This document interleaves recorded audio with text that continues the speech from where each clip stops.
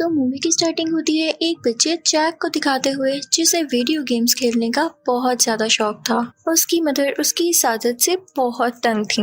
उसकी mother Jack से कहती हैं कि तुम जानते हो ना कि हमारे हालात कैसे हैं। मेरे पास इतने भी पैसे नहीं कि मैं तुम्हारी कॉलेज की फीस पे कर सकूं। मैं जानती हूँ कि तुम मेरे अच्छे बेटे हो और शुरू से स्कॉलरशिप पर ही पढ़ रहे हो, लेकिन ये वीडियो गेम्स तुम्हें खराब कर रही हैं जैक। तुम्हारा पढ़ाई पर ध्यान बिल्कुल नहीं है। जैक की मदर भी जॉब किया करती थी जिससे वो घर का रेंट पे किया करती थी और जैक खुद भी एक पार्ट टाइम जॉब करता था एक जापानीज एंटीक स्टोर में। जैक जब भी अपनी जॉब पर जाता तो उसे कुछ लड़के बुली किया करते थे, उसका पीछा किया करते थे और जैक डरता हुआ अपनी जान बचाता हुआ स्टोर के अंदर आ जाया करता था। तो स्टोर का ओनर जैक से कहता है कि आज भी तुम्हें उन लड़कों ने तंग किया। तो जैक कहता है कि हाँ। ओनर कहता है और आज भी तुम भाग आए, नहीं किया ना उनका सामना। तो जैक कहता है कि हाँ आज भी मैं भाग आया, मैं मानता हूँ नहीं हूँ मैं ब्रेव। तो ओनर कहता है कि नहीं, तुम ब्रेव हो और जल्दी तुम्हें इस बात का रियलाइज हो जाएगा। इसी के साथ वो जैक से कहते हैं कि आओ एक नई चीज आई है स्टोर में, मैं तुम्हें दिखाता हूँ। वो जैक खुशी खुशी उनके पीछे जाने लगता है तो उन्हें एक स्टैचू दिखाते हैं जो किसी प्रिंसेस का था जो कि किसी चीज पर बना हुआ था। जैक उसे देखता रहता है और उसे वो चीज काफी अच्छी लगती है। तो शॉप का ओनर उसे कहता है कि तुम मेरे अच्छे बच्चे हो, ये मेरी तरफ से तुम्हारे लिए गिफ्ट है।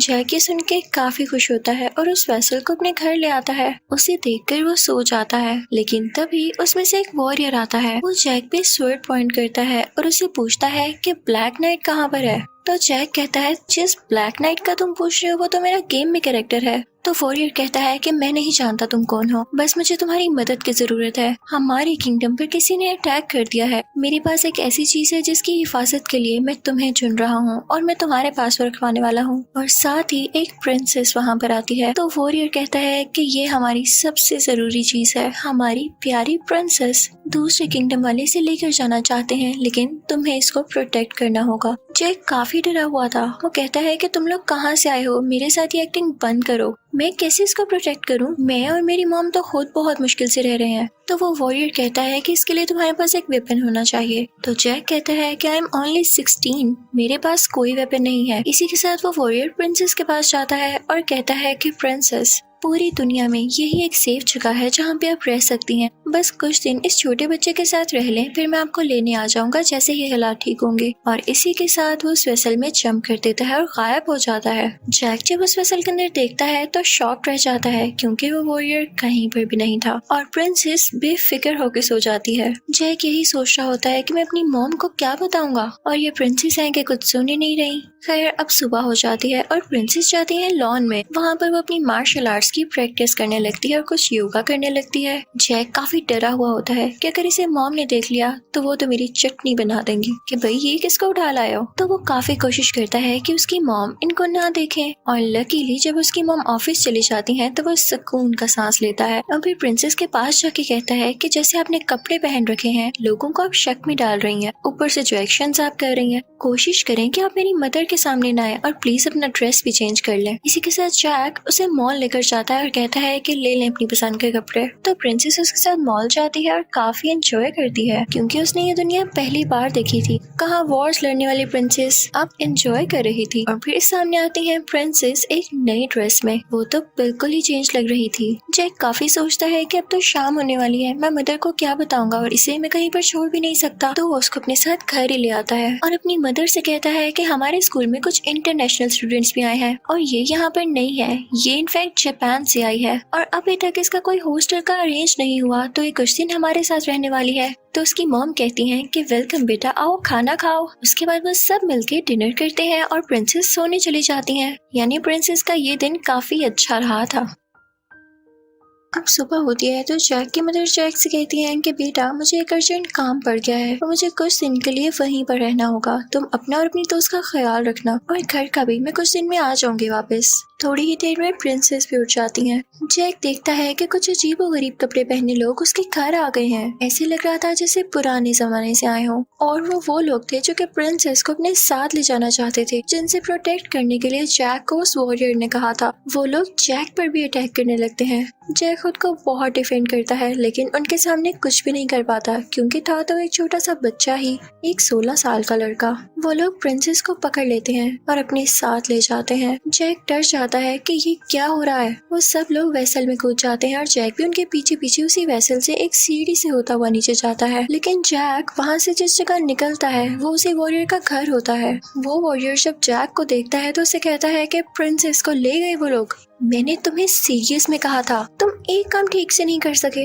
ये लोग अभी बहस कर ही रहे होते हैं कि तभी वो लोग आकर इन पर भी अटैक कर देते हैं और ये दोनों खुद को बचाने लगते हैं कि तभी एक दाढ़ी वाला आदमी आता है जिसको सब लोग विजर्ड कह रहे थे। वो आकर इनकी जान बचाता है, उन सब लोगों को फ्रीज कर देता है। वो जैक के पास आते हैं और उसे कहते हैं कि मेरे बेटे, तुम सोच रहे होगे ना कि तुम्हारे साथ क्या हो रहा है। मैं तुम्हें सारी हिस्ट्री बताता हूँ। ये जो वॉरियर तुम्हारे पास आया ये बहुत अच्छा वॉरियर है और हमारे राजा की प्रोटेक्शन करता था। इसको मिला के टोटल 7 वॉरियर्स थे, लेकिन उन पर दूसरे किंगडम के लोगों ने हमला कर दिया जो कि राजा के दुश्मन थे। एक दिन ऐसा आया कि उन्होंने राजा को भी मार दिया क्योंकि उनकी प्रोटेक्शन करने वाला कोई नहीं बचा था और ये अकेला वॉरियर उन सबको हरा नहीं सकता था। राजा की बेटी यानी प्रिंसेस काफी उदास हो गई और वो लोग जल्द इनको भी मारने आने वाले हैं। वो हमारे किंगडम पर कब्जा करना चाहते हैं, लेकिन ये वॉरियर अब हार नहीं मानता। इसे प्रिंसेस को बचाना ही बचाना है क्योंकि ये राजा का बहुत ही ज्यादा लॉयल वॉरियर था। यहाँ तो वो हर जगह अटैक कर रहे हैं, रेड डाल रहे हैं, इसीलिए प्रिंसेस को तुम्हारे घर छोड़ कर आया ताकि तुम उसकी हिफाजत कर सको। तो जैक विज़र्ड से पूछता है कि लेकिन मैं इस दुनिया में कैसे चुना गया, आपने मुझे कैसे ढूंढा। तो विज़र्ड बताते हैं कि मेरे बेटे, मेरे पास एक स्टोन है जिसे मैंने पूरी दुनिया में घुमाया लेकिन मुझे कोई भी अच्छा वॉरियर नहीं मिला। फिर उस स्टोन ने ढूंढा एक वॉरियर जिसका नाम था ब्लैक नाइट। तो जैक कहता है लेकिन वो तो मेरा गेमिंग कैरेक्टर है। तो विज़र्ड बताते हैं कि तभी तो तुम गेम में इतना अच्छा खेलते हो कि उस स्टोन ने तुम्हें ही चुन लिया। मैं जानता हूँ कि तुम्हारा नाम जैक है, लेकिन तुम तो हो ही ब्लैक नाइट क्योंकि खेलने के लिए भी स्किल चाहिए, इसी तरह जंग में लड़ने के लिए भी स्किल चाहिए और मैं जानता हूँ कि तुम ही हो वो जो सब सीख सकते हो और हमारे किंगडम की प्रोटेक्शन कर सकते हो। जैक को तो पहले ही वीडियो गेम्स खेलने का शौक था तो उसके लिए भी अलग दुनिया काफी इंटरेस्टिंग थी। तो वो कहता है कि ठीक है, मैं आपके साथ ढूंढूंगा प्रिंसेस को और उन लोगों को खत्म कर दूंगा जो प्रिंसेस को उठा कर ले गए हैं। अब वो विज़र्ड उस अच्छे वॉरियर को और जैक को एक साथ भेज देते हैं दुश्मन मुल्क तक पहुंचने के लिए। वहां तक जाने के लिए उन्हें एक समंदर पार करना था। अब रास्ते में उन दोनों की काफी अच्छी दोस्ती हो जाती है। जैक उस वॉरियर से कहता है मैं आपको डांस सिखाऊं और ये सीन काफी फनी लगता है जब जैक इतने बड़े वॉरियर को डांस सिखा रहा होता है। तो वॉरियर उसे कहता है यार बस करो, जो सीखने आए हो वो सीखते हैं और वो उसे अपने लड़ने के तरीके सिखाने लगता है, यानी इनका काफी अच्छा टाइम स्पेंड होता है।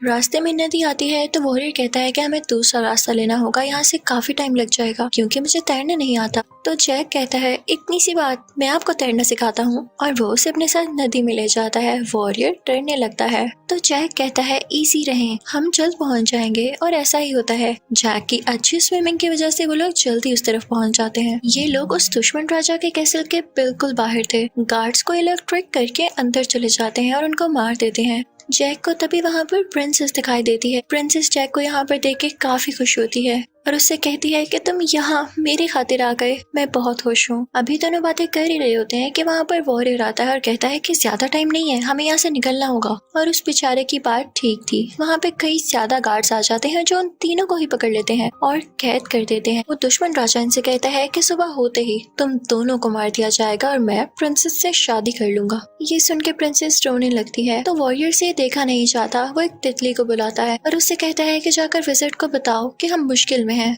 उसी के बाद कोई स्मोक उड़ती हुई प्रिंसेस के पास आती है। प्रिंसेस चेन से बंधी हुई थी और मुसलसल रो रही थी। यहाँ पर सीन चेंज हो जाता है। अब सुबह होती है और हर तरफ ढोल बज रहे होते हैं क्योंकि राजा सेलिब्रेशंस कर रहा था अपनी शादी की उस प्रिंसेस के साथ और दूसरी तरफ उसने वॉरियर को और जैक को फांसी देनी थी। अब प्रिंसेस को राजा के सामने लेकर आया जाता है। उसका मुंह कपड़े से कवर था। राजा काफी खुश था कि वो अपने प्लान में कामयाब हो गया, लेकिन जैसे ही वो प्रिंसेस का वेल यानी उसका निकाब उठाता है तो अंदर काफी खौफनाक क्रिएचर होती है जो कि खुद प्रिंसेस ही थी, लेकिन उनका फेस पूरी तरह से बदल चुका था। उनकी आंखें काफी बड़ी बड़ी थी जैसे कोई लिजर्ड हो और जुबान भी काफी लंबी थी। ये देख के राजा डर जाता है और वो सब वॉरियर्स को ऑर्डर देता है कि इनको खत्म करो। लेकिन तभी वहाँ पर वो तितली उड़ती हुई आती है और वो तितली कोई और नहीं, हमारे प्यारे विज़र्ड थे। वो फौरन से अपने वॉरियर को और जैक को आजाद करते हैं। वो जैक पर कोई मैजिक करता है जिससे जैक हवा में उड़ने लगता है। वो उस तरफ से प्रिंसेस को उठाता है और अपने साथ दूसरी तरफ ले आता है। विज़र्ड प्रिंसेस को दोबारा से ठीक कर देते हैं, लेकिन उस तरफ भी दुश्मन राजा के वॉरियर्स आ जाते हैं और उन पर अटैक की कोशिश करते हैं। विज़र्ड जैक को एक मैजिकल डस्ट देते हैं कि यहाँ वॉरियर्स पर गिरा दो और जैक ऐसा ही करता है, लेकिन तभी उनमें से राजा का एक खास वॉरियर काफी बड़े जाइंट में बदल जाता है और जैक पर अटैक करने लगता है। लेकिन जैक प्रिंसेस को अपने साथ लेता है और एक मशीन में बैठ जाता है, वैसी मशीन जिसमें पत्थर रखो और दूसरी तरफ से प्रेशर डालो तो पत्थर काफी दूर जाके गिरता है। जैक यही ट्रिक खुद पर भी आजमाता है और एक जंगल में जाकर गिरता है, लेकिन वो बेचारा बेहोश हो चुका था और जब उसे होश आती है तो वो देखता है कि उसी जंगल में उसका दुश्मन राजा पहुंच चुका है। उसने प्रिंसेस को बांध दिया है और उसके काफी ज्यादा वॉरियर्स हैं वहाँ पर। जैक उन सबसे ब्रेवली लड़ता है और इसी के साथ वो दुश्मन राजा जैक पर अटैक करने के लिए आगे बढ़ता है। उसका अटैक काफी खतरनाक था, लेकिन जैक वहाँ से बच निकलता है और जो ट्रिक्स उसे उस वॉरियर ने रास्ते में सिखाई थी वो उसका यूज करने लगता है। यहाँ पे वो खुद को काफी लकी समझ रहा था कि उसने वो ट्रिक सीख ली जो मुश्किल वक्त में उसका साथ दे रही है। वो तो शार्प लकड़ियाँ उठाता है और उस राजा की गर्दन में घुसा देता है और फिर उसके बाद हैप्पीली वो उस प्रिंसेस को छुड़ाता है और अपने साथ उसे किंगडम में ले आता है। प्रिंसेस काफी खुश थी और दोबारा से वैसे ही ड्रेसअप हो जाती है जैसे उसके किंगडम के लोग हुआ करते थे। अब वहाँ पे इस बात को सेलिब्रेट किया जा रहा था कि हमने उस राजा को मार डाला और प्रिंसेस को बचा लिया, क्योंकि अब उनका किंगडम था काफी ज्यादा सेफ। सब लोग जैक का शुक्रिया अदा कर रहे थे और दूसरी तरफ प्रिंसेस भी जैक को बुलाती है। जैक दरअसल वापस अपनी दुनिया जा रहा था तो प्रिंसेस उससे कहती है कि जैक, तुम हमेशा यही समझते रहे ना कि तुम ब्रेव नहीं हो, तो मैं तुम्हें बताती चलूं कि तुमसे ज्यादा ब्रेव इंसान मैंने आज तक नहीं देखा, जो कि इतनी सी एज में काफी बड़े बड़े काम करता है।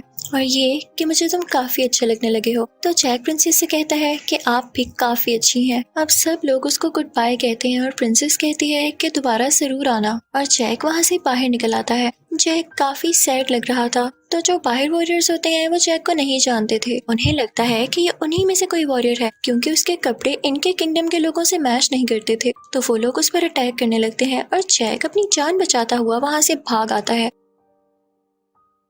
इसी दौरान उसे वही वॉरियर मिलता है जिसने उसे ट्रिक सिखाई। वो उसे गले से लगाता है और कहता है कि तुमने बहुत अच्छा काम किया, लेकिन दूसरे वॉरियर्स तो जैक की जान ही नहीं छोड़ रहे थे। तो जैक उस वॉरियर से मिलके वहाँ से भाग आता है और वापस से अपनी दुनिया में जंप लगा देता है। वो जब अपनी दुनिया में उस वेसल से बाहर आ रहा होता है तो वो गिर जाता है, जिसकी वजह से वो वेसल काफी बुरी तरह से टूट जाता है। जैक कहता है, यार अब मैं वापस प्रिंसेस से कैसे मिलने जाऊंगा। वो काफी ज्यादा उदास हो जाता है और अगली सुबह अपने स्कूल जाने लगता है। रास्ते में उसे वही बच्चे मिलते हैं जो कि उसे बुली किया करते थे, लेकिन इस बार तो जैक बिल्कुल ही डिफरेंट इंसान था। वो बिना डरे उनसे लड़ने लगता है और उन्हें मारने लगता है और उसके बाद वो बच्चे उसे तंग नहीं करते। जैक घर आता है और उसी वेसल को देखे जा रहा होता है, क्योंकि वो प्रिंसेस को मिस कर रहा था। तो उसे एक आइडिया आता है। वो वहाँ के सारे कैरेक्टर्स याद करने लगता है जो उसने दूसरी दुनिया के किंगडम में देखे थे। वो उन कैरेक्टर्स को यूज करते हुए बहुत अच्छी और अट्रैक्टिव गेम बनाता है और उसे एक कंपनी को बेच आता है, जिसके बदले में उसे काफी अच्छे पैसे मिलते हैं। वो लाकर अपनी मदर को दिखाता है और कहता है कि ये ले मामा, जिस घर का आप रेंट काफी मुश्किल से देती थी, अब आप उस घर को ही खरीद लें। उसकी मदर कहती है, मुझे प्राउड है तुम पर मेरे बेटे। वह दोनों काफी खुश हो जाते हैं। उनके हालात अब काफी अच्छे हो चुके थे, क्योंकि जो मनी वो रेंट में दे रहे थे वो अब खुद पर लगा रहे थे। और कुछ दिनों बाद हम देखते हैं कि जैक एक मॉल में होता है। तभी पीछे से उसे प्रिंसेस की आवाज आती है। वो मुड़कर देखता है तो प्रिंसेस काफी खूबसूरत लग रही होती है। उन्होंने आजकल की दुनिया के ही कपड़े पहन रखे थे। तो जैक उसके पास जाता है और पूछता है कि आप यहाँ कैसे। तो वो बताती है कि मैंने विज़र्ड को बताया कि मुझे तुमसे मिलना है, तो उन्होंने मुझसे कहा कि हाँ, लड़का तो बहुत अच्छा है और उसने हमारी मदद भी की है, तो जब चाहो उससे मिलने जाओ। और उन्होंने मेरे लिए एक वॉरियर गेट बनाया जिससे होकर मैं इस दुनिया में आई सिर्फ तुमसे मिलने के लिए। ये दोनों साथ टाइम स्पेंड करते हैं जैसे एक बार पहले किया।